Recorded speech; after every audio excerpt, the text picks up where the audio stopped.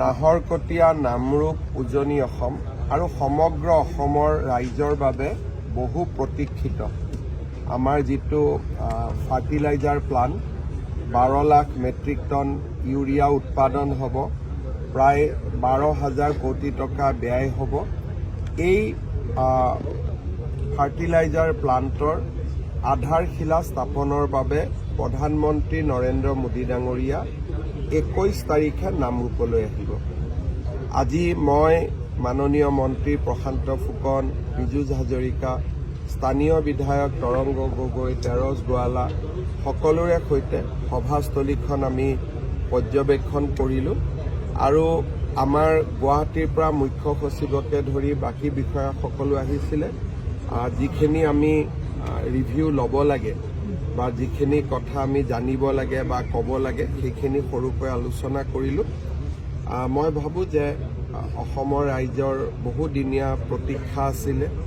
সকলো ৰাইজে সভাত যোগদান কৰিব আৰু অসমৰ উদ্যোগীকৰণৰ আৰু এটা মাইলৰ খুঁটা স্থাপন হ'ব।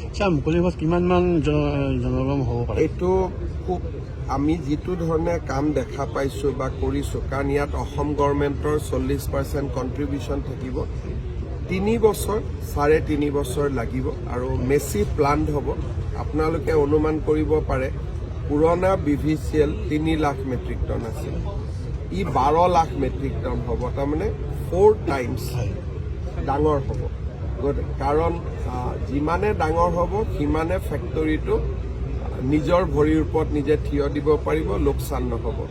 সেইকাৰণে আমি প্ৰথম পৰ্যায়ত 12 লাখ মেট্ৰিক টন আৰু ভৱিষ্যতেও ইয়াক আমি ইউৰিয়া প্ৰথম 12 লাখ মেট্ৰিক টন ইউৰিয়া বনাব, কিন্তু বাকী ফাৰ্টিলাইজাৰো আমি যাতে ভৱিষ্যতে বনাব পাৰোঁ তাৰো ব্যৱস্থা আমি ইয়াত ৰাখিম।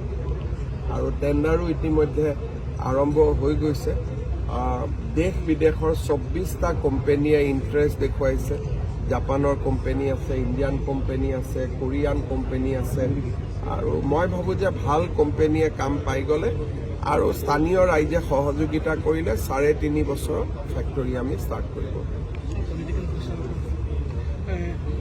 ARDFৰ বিধায়ক মুজিবুৰ ৰহমানে আজি কৈছে নামনি অসমত ARDFক অখিল আৰু লুইনৰ পাৰ্টিক ARDFক সহায় কৰিব। এইটোৰ ওপৰত মই কি ক'ম, তেওঁলোকেতো বিজেপিৰ ওপৰত একো কোৱা, গতিকে এইটো তেওঁলোকৰ নিজৰ কথা, কোনে কাক সহযোগিতা কৰে তাত মই কি ক'ম।